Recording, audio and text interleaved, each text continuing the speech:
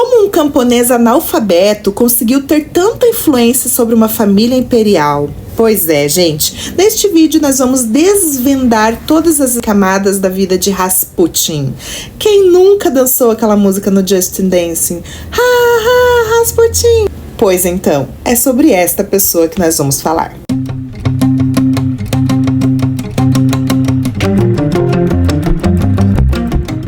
Olá, curiosos, tudo bem com vocês? No vídeo de hoje nós vamos falar sobre um homem que dizia falar com Deus, era místico, era um mago ou era um louco.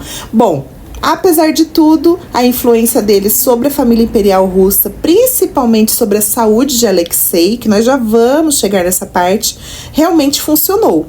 O que será que ele tinha? Será que ele realmente tinha poderes? Seria ele um santo ou um charlatão?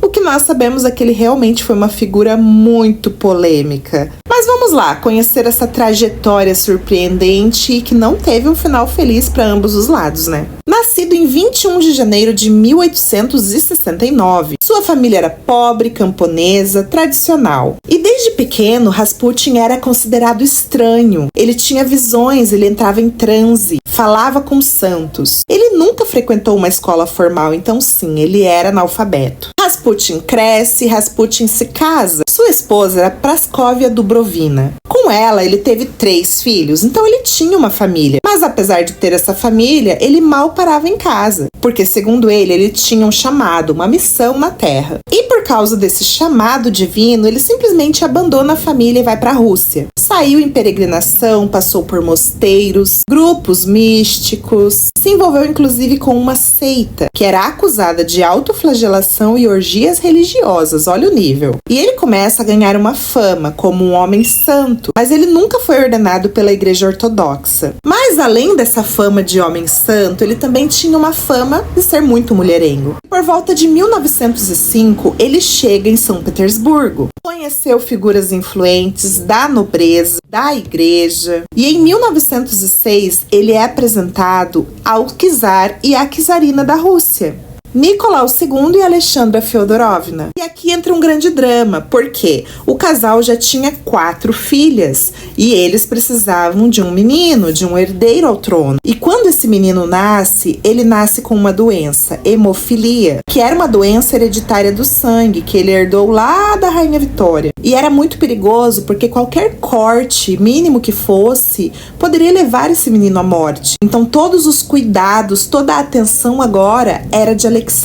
A preocupação era tanta que eles fariam qualquer coisa para poder ver o menino saudável de novo. E a chegada de Rasputin foi como se fosse uma resposta de Deus para a czarina. E o pior, gente, é que a presença de Rasputin na corte, o tratamento que ele tinha com o Alexei, parecia funcionar. Parecia ser a única pessoa capaz de aliviar as dores e conter a hemorragia do garoto. Então, a partir daqui, ele começa a ganhar total confiança da czarina e começa a ter muita influência na corte, tanto política quanto espiritual. Mas o seu nome também foi atribuído a diversos escândalos. Ele começa a ser acusado de bebedeiras, orgias, e mulheres da alta sociedade começam a fazer fila para ser atendidas por ele. E nesses momentos, ele se aproveitava das situações, digamos assim. Se não bastasse, a sua relação com a czarina Alexandra começa a virar alvo de boatos também. Porque para ela era Deus no céu e Rasputin na terra. Não tem nenhuma prova que eles tiveram um relacionamento amoroso, que eles foram amantes, mas a confiança da czarina era total para com ele. Mas devido à tamanha influência que ele estava tendo sobre a família imperial, a nobreza, o clero e parte da população começam a odiar Rasputin. Até mesmo em assuntos políticos, no qual ele não deveria se meter, ele se metia. Então ele ia lá, falava no ouvido da czarina, a czarina atendia e ouvia tudo aquilo que ele falava como se fosse a mais absoluta verdade. E a czarina influenciava o czar Nicolau II, que politicamente ele era muito fraco. As decisões que Nicolau tomava, todas erradas na verdade, eram por causa de influência de sua esposa, e ela era influenciada por outra pessoa. Então digamos que na verdade quem estava governando a Rússia era o mago. Mas se ele era um charlatão, como ele fazia para acalmar Alexei? Alguns estudiosos sugerem que ele usava técnicas de hipnose. Outros acreditam que Rasputin não teve nada a ver com isso, que o que ajudou Alexei, na verdade, foi o repouso e o medicamento que era dado. Mas seria realmente isso? ou ele tinha algum tipo de poder sobrenatural. E até mesmo para morrer, Rasputin deu trabalho e teve inclusive uma profecia antes da sua morte. E o pior, gente, tudo se cumpriu conforme ele disse. Pouco antes de 1916, Rasputin escreveu uma carta para o czar Nicolau II. Nessa carta, ele descreveu sua própria morte e quais seriam as consequências desastrosas para a Rússia caso ele morresse pelas mãos de um nobre. A carta dizia assim: se eu for morto pelas mãos dos plebeus, nada acontecerá. Mas se eu for morto por nobres, e especialmente por membros da sua família, então sua família real será exterminada pelos russos. E dentro de 2 anos não restará membro da sua linhagem viva. Mas o que aconteceu? Rasputin morreu? Quem matou Rasputin?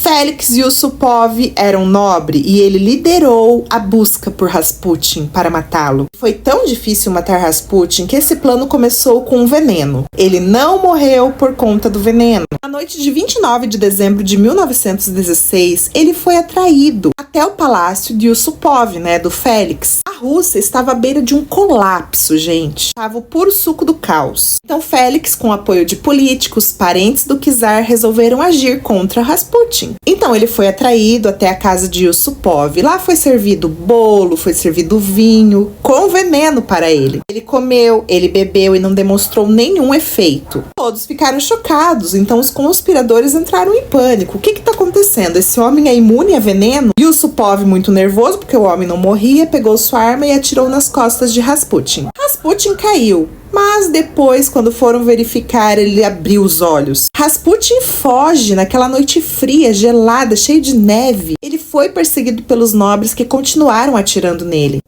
Um desses tiros atingiu a cabeça dele. Mas para garantir realmente que Rasputin iria morrer, porque vai que um tiro na cabeça ainda, não mata ele, o grupo amarra Rasputin e jogam ele no rio, muito gelado. Esse rio, na verdade, estava coberto por uma camada de gelo, para vocês terem noção do frio. Alguns registros acusam que ele morreu afogado. Vocês imaginam, então, ele não estava morto com o tiro? Mas e a tal profecia? Realmente se cumpriu? Pois então, gente, menos de 2 anos depois, a família toda foi morta na casa Ipatiev. Eles foram executados pelos bolcheviques. Isso teria sido apenas mais uma coincidência? Ou será que Rasputin tinha algum dom sobrenatural? E esse dom sobrenatural vinha de Deus ou vinha do inimigo de Deus? Rasputin foi uma figura muito misteriosa, Como pode um homem analfabeto, um camponês, ter tanta influência sobre uma família imperial? Pessoas que estavam com o poder de uma nação em suas mãos. E se não bastasse, gente, ainda tem outro detalhe aqui. Tem uma história bizarra que afirma que o pênis de Rasputin tinha 28 centímetros. E esse teria sido preservado até a sua morte. Um museu de São Petersburgo, o Museu Erótico, exibiu por anos um objeto dizendo que esse, era do tal Rasputin. Mas especialistas afirmam que não, que aquilo ali não era de um humano. E a maioria dos historiadores concordam que foi apenas mais um detalhe para alimentar a lenda. Rasputin virou personagem de séries, de filmes, músicas, e até hoje é lembrado como símbolo de manipulação política, sensualidade perigosa e misticismo sombrio. Alguns o enxergam como um mártir espiritual, outros como um oportunista e charlatão. E você, o que pensa de Rasputin? Será que ele era realmente um charlatão? Talvez nós nunca saibamos a verdade, não é mesmo? Eu vou ficando por aqui, gente. Até o próximo vídeo. Tchau, tchau.